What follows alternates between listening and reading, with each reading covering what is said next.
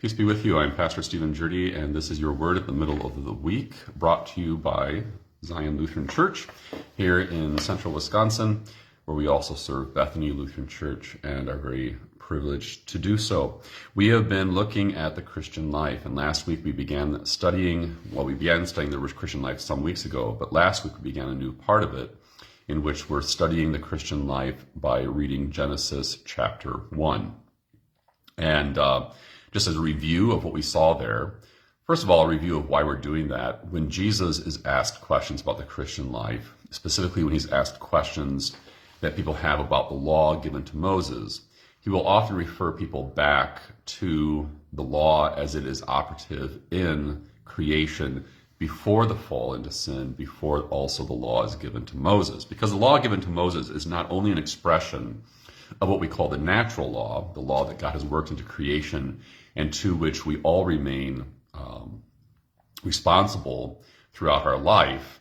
But the law given to Moses is also a civil law given to govern the nation of Israel. So there are portions of that law that are peculiar and specific to Israel and don't, by definition, have universal validity, especially now that Jesus Christ has fulfilled the law. And as the one who has fulfilled the law through his sacrifice upon the cross, he then restores us to the good graces of God. And of course, people restored to the good graces of the Creator will seek to live in the creation of the Creator in harmony with the law he has worked into that creation. So we've been just reading through the first chapter of Genesis and looking at that. And we saw some simple, basic things last week.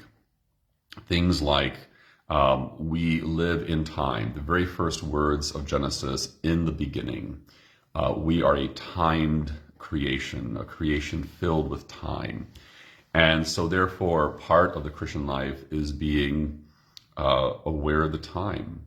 Not just aware of the time in terms of the great acts of God in Jesus Christ, beware, as Paul says, now is the day of salvation, as the New Testament throughout teaches us to be aware that Christ is coming soon. Not just in that sort of big sense of the gospel time, but also to just be immersed in created time, which is part of what the church year is about, and the liturgical year. It's about taking that created time and employing it for the preaching of the gospel. And so we also looked at how the pattern is evening, then morning for daytime in Scripture, not morning, then evening. Because in Scripture, we're always moving towards light, we're moving towards hope, we're moving towards wakefulness, we're not moving towards sleepiness, we're not moving towards darkness, we're not moving towards the grave, but through the grave to wakefulness and to resurrection. And so in the life of the church, evening, then morning, and that's what makes a day. Christmas Eve, Christmas morning, that's Christmas Day, for example. So we talked about time, about living in time. We also saw that God creates in love, that he creates everything out of nothing.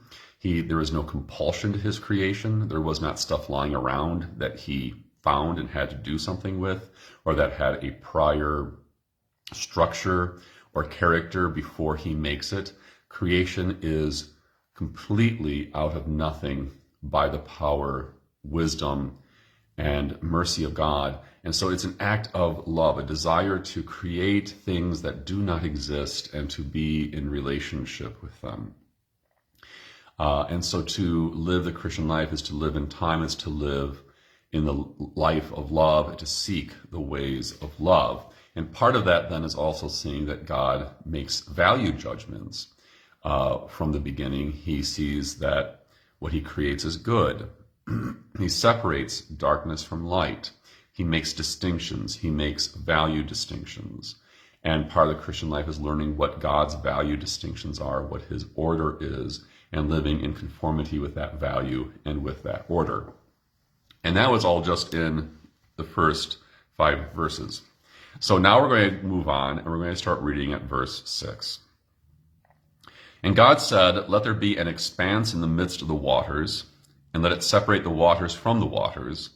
And God made the expanse and separated the waters that were under the expanse from the waters that were above the expanse. And it was so. And God called the expanse heaven. And there was evening and there was morning the second day. And God said, let the waters under the heavens be gathered together into one place, and let the dry land appear. And it was so. And God called the dry land earth, and the waters that were gathered together he called seas. And God saw that it was good. So God continues making pronouncements regarding the value of what he has created. And of course, when I say he makes a pronouncement, it's not that he's bringing something into his creation that is not already there, but he is acknowledging, you might even say confessing, identifying, proclaiming, preaching. He's preaching the goodness of what he has made. Now, a lot of people hear what I just read about God separating the waters from the waters, and then the expanse he calls heaven, and gathering the waters into oceans and seas, and then the dry land appears. And people will often ask sort of scientific questions about that, like, well, how is it that people understood the world and how it was structured back then, and does that fit what we know now, et cetera, et cetera. And those are legitimate questions. And just briefly stated, what we see is that when we remember that the word heaven is the same as the word sky, that what's being described here is in fact the creation of the atmosphere. And so in the creation of atmosphere, there's waters right in the sky, there's the clouds, there's a cycle of water below and the water above, and there's a continual cycle between the water below and the water above in the atmosphere of the earth, and God's creating that. And so sometimes people hear the translation, he calls that heaven, and they'll think, well, does that mean that, they thought God was, riding on the clouds and whatnot? Holy Scripture is aware that God is bigger than creation, and that that God is external to creation. And so they had a more sophisticated view than we sometimes credit to them. But what we do have here is the creation of an atmosphere, and the creation then in the lower part of that atmosphere, the lower part of the sphere, the formation of dry land and seas. And together, what's happening is that God is creating space to make a home. He's home making at this point. One of the very first things then that we see happening in creation is home making. He's creating spaces where other things can live. And so he's created the sky, he's created the dry land, he's created the oceans. We know what's going to happen next then, don't we? He's going to start populating the dry land and the oceans and the sky. He's going to start filling those places with creatures to dwell in them.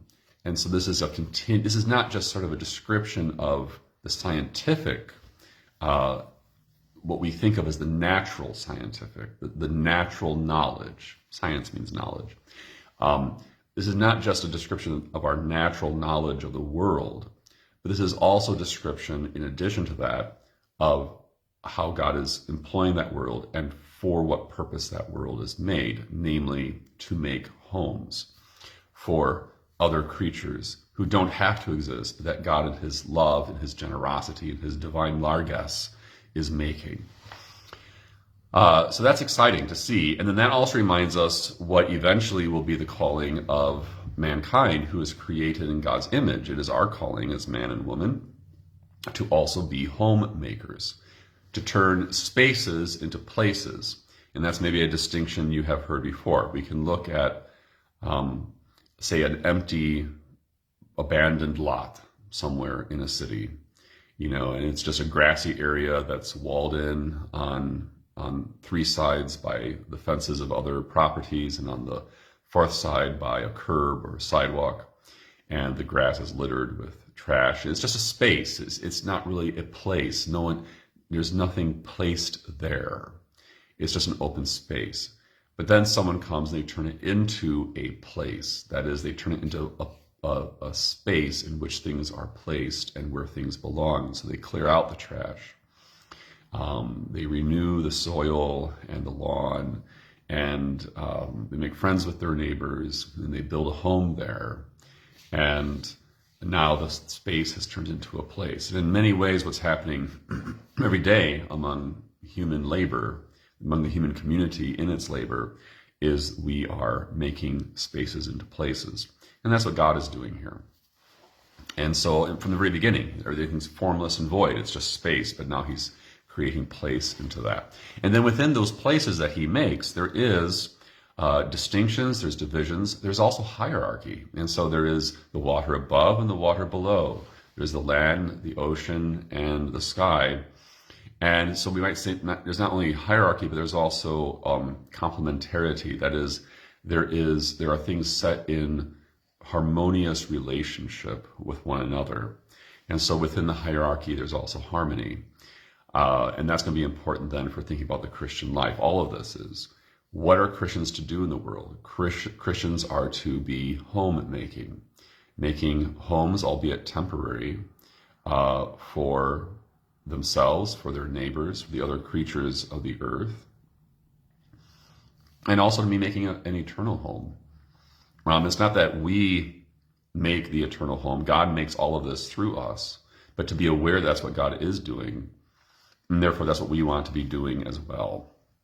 And so we want to be doing the created tasks of work, of earning our daily keep, of helping our neighbors do the same, of tending the creatures of the earth, and then also the daily labor of preaching the word and praying and sharing the gospel and teaching our children and teaching others, inviting others to know about the gospel so that they may enter into the eternal home.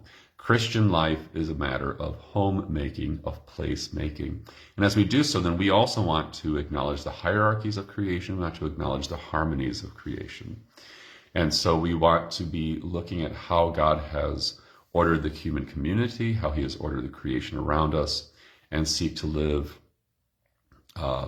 in step with those hierarchies and those harmonies. And we'll hear more about that as we move along. But we already see it happening even in just how God is forming the land. And of course, that's important too, to see that the land is prior to what follows. Because ultimately, where is mankind going to be taken from? We're going to be taken up from the land itself. And so to be a Christian is to recognize from the start our sort of prior connection to the land. One reason why I love living in central Wisconsin, because that connection to the land is felt very real, in a very real way. I mean, in Wausau, you just drive out in any direction and you're in the land pretty soon. And people are aware of the rhythms of planting and harvesting, the rhythms of hunting, of gathering even. We have that, the apple picking and all that kind of stuff, the berry picking. But I mean, and it's all different from how it used to be, and people are a bit more divorced from it than the human race used to be. But still, there's this connection and sense of it. We never want to lose that as Christians either, partly because it teaches us humility before God, to remember that we come from the land. And also helps us to understand one of our callings, that we are to be stewards of the land, grateful for the land, and for the place that God has made for us. So then we read on for some more, starting at verse 11. And God said, let the earth sprout vegetation, plants yielding seed, and fruit trees bearing fruit, in which is their seed, each according to its kind on the earth. And it was so. The earth brought forth vegetation, plants yielding seed according to their own kinds, and trees bearing fruit, in which is their kind, each according to its kind. And God saw that it was good. And there was evening and there was morning, the third day. We're only 3 days into creation. It's just amazing what God does here. But so he brings forth vegetation, plants yielding seed, and then fruit trees bearing fruit, in which is their seed, each according to its kind on the earth. So God orders the first creatures, of course, the very first creature God makes is what? Light. We sometimes forget that creature is not a term that necessarily implies life. Creature is anything that has been created. So the first creature of creation is light. And then also water, land, sky, evening, morning, darkness, light. Those are all creatures things created by God. Now God starts to populate the land with creatures, with living creatures, the very first living creatures being vegetables according to their kinds and fruit trees according to their kinds. And the fact that he specifies according to their kinds reminds us that there is order within and among creatures, that there's going to be a diversity of kind within the creatures that God makes. And part of being a Christian, being a believer, is paying attention to those distinctions of kind. And part of being kind is treating people and creatures according to their kind. To be kind is to act in a kinship way, a kind way, in which we are treating those things that we encounter with respect and sympathy towards the kind that they are. See that how that connects with that virtue of kindness that will become one of the cardinal virtues mentioned in the New Testament. But also notice here then that we have vegetables and fruit. And of course, as Christians, we can't hear that without thinking of how vegetable and fruit affects the worship of the church. We have wheat, which is a vegetable. We have fruit, we have wine, which is the fruit of the vine, a woody vine. So we have vegetables here and fruit trees according to their kind. And this is already paving the way for that great placemaking of the Lord's table, where we are brought into the place of God, and God is brought into our place as we anticipate the bread and the wine that is the body and the blood of Christ, the vegetable and the fruit. And this really starts to prepare the way for the worship of the Lord then as well, is to be a life of worship. A life, God, in many ways, worship is something that God does first, right? When we think about the old term worship, it's an old English term that means to declare the worth of something. That's what God's doing here, is he's declaring the worth of all that he's made. He sees that it is good. He has a worshipful, not that he worships the earth as though it's God, but he has, in this lesser sense of worship, the way we talk about husband, the old vows for marriage that we no longer use, but they're beautiful. It says, and I know we almost used them at our wedding, but the person marrying us didn't like that and didn't want to use that older language. I don't believe. It's kind of too bad, but it says, with my body I thee worship. With my body I thee worship. And so there's, with our physical life, we declare the worship and the value of one another, which is actually a pretty good theological perspective on what's happening in lovemaking between husband and wife. There's a redemptive aspect to that, a worshipful aspect to that.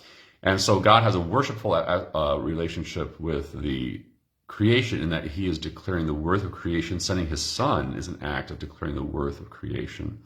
But then also, we are called to worship God. We are called to see and value the worth of all that he has made.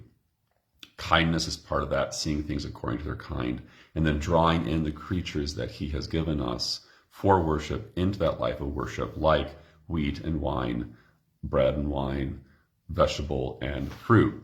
But also then, when we see that the first living creatures that are made are conceived and cast in terms of food, feasting and eating is going to be very central. This, in a broader sense, will be very central to the life of the Christian. And we don't often think about this. I mean, we're like, what? It's just, let's love your neighbor. That's just what being a Christian is. Well, yes, but you have to break it down into its component parts. And so there's something very central to the act of love, of having a table, of welcoming people into a table, of holding a table for others, right? And that's what the family is all about. And so where we experience love perhaps most clearly really is in the simple act of someone feeding us. That's how an infant experiences the love of mother first.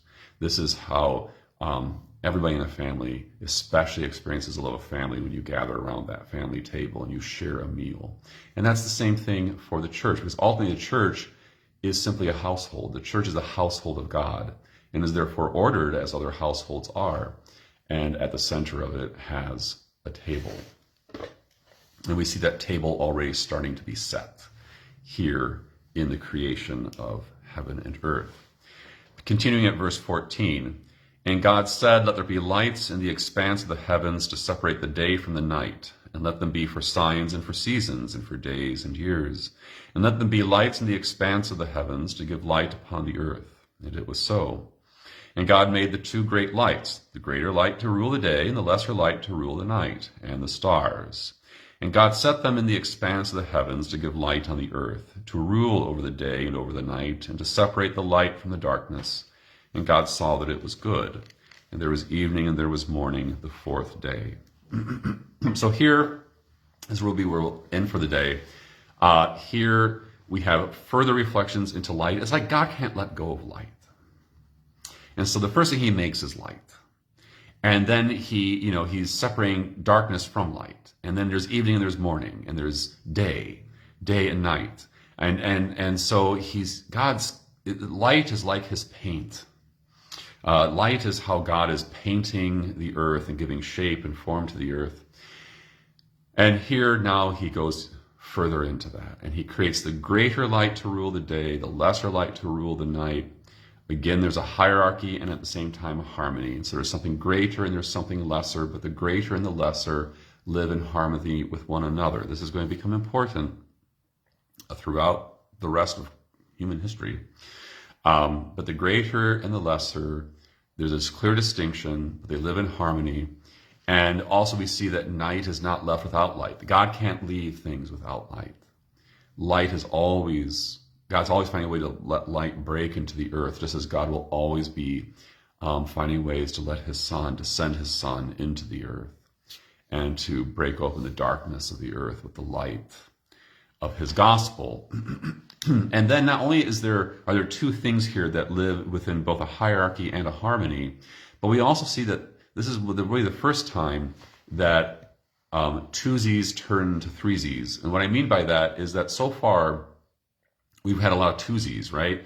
And so God creates the heavens and the earth, and there's light and there's dark, and there's day and there's night, and there's evening and there's morning, and there's the water above and the water below, and there's the land and there's the sea. And so everything's are paired, and that's what I mean by twosies.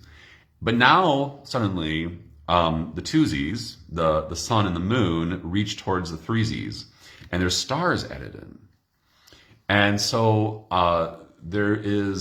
here God makes, and also we had vegetable and fruit. There's the twosies, or the pairing of vegetables and fruits.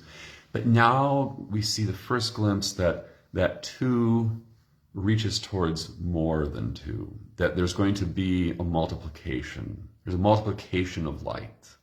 There's a multiplication of sources of guidance and timekeeping in the earth. And that's the other thing God does here. He can't let go of time. He keeps playing with time. Because now he orders our seasons and our years and our days. That's not something man does. That is something God does. God creates time. Time is good. Time is not something we want to escape. Time is something we want to enter into and abide in. But there's a multiplication of ways of keeping times. And so even the constellations themselves become a way in which mankind starts ordering, starts numbering and following the time of the earth. And we're going to keep our eyes open for more of that multiplication, okay, and how two leads to more, because we're going to see that more as creation unfolds here. But it's a confirmation that we as Christians seek to live within time, and that we look at the earth and we see a place that's been made for us. We see a place where God has created space for us in which we may inhabit with comfort. He's seeking the comfort, ultimately, of mankind here. He's created a place for us. He's created food for us. He creates time and safety for us with the presence of light. He creates beauty for us so that we can see, because really you need light to see things, right? To see the outward form and beauty of things. And so he creates all that. And ultimately then, what else is the Christian life but thanksgiving for all that he has made? So, what did we see today? Just by way of summary, we began by seeing that there's hierarchies and harmonies within God's placemaking, but we see primarily that he is placemaking. And that therefore we as Christians want to understand ourselves as being engaged in the task of homemaking and placemaking in this world, not only homemaking for now, but also homemaking for the world to come. That within that task, we also want to be aware of the hierarchies and the harmonies of creation and live within them. And that the table is at the center of this. God starts to set a table here for mankind with the creation of vegetable and fruit, which we will also see supremely fulfilled in the Lord's Supper, which is at the heart of our worship. And so the Christian life is a life of worship, as well as table setting and table making more generally, because that's where we experience love in such an intimate, direct way. And then we also see that time is further developed here as part of God's placemaking or homemaking, and that there's still hierarchies and harmonies within time. And there's also a reach from 2 to 3 to more than 3. There's a multiplication of the beauty and the goodness of the earth here. And we'll watch what that has to do with anything as we move forward. So, God's peace be with you. That's a little bit more about the Christian life, and we'll explore it more next week as well. Peace. Have a blessed day.